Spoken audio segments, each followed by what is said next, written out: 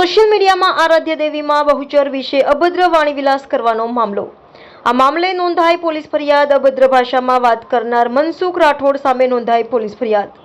કડી પોલીસે ગુનો નોંધી શરૂ કરી તપાસ. અભદ્ર ભાષામાં ટિપ્પણી કરી ઓડિયો સોશિયલ મીડિયામાં વાયરલ કર્યો હતો. મનસુખ રાઠોડ નામના વ્યક્તિએ કર્યો અભદ્ર વાણી વિલાસમાં બહુચરના ભક્તોમાં અશોભનીય પોસ્ટને લઈ વ્યાપ્યો ભારે રોષ.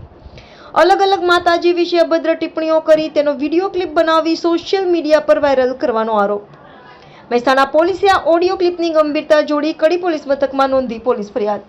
તેત્રોજ તાલુકાના અબાસના ગામના વતની અને હાલ રહે કડી ધરતી સિટીની બાજુમાં રહેતા યુવરાજસિંહ સોલંકી જેઓ કોલેજ અભ્યાસ કરી રહ્યા છે તેમજ છૂટક કામ ધંધો કરતા કડીના યુવરાજસિંહ સોલંકીએ મનસુખભાઈ રાઠોડ વિરોધ નોંધાવી પોલીસ ફરિયાદ કરી. મહેસાણા પોલીસે આરોપીની કરી અટકાયત. આવા હિન્દુ ધર્મ વિરોધી અભદ્ર ભાષાનો ઉપયોગ કરતા તત્વો સામે કડક પગલાં લેવામાં આવે તેવી હિન્દુ ધર્મના લોકોની માંગ.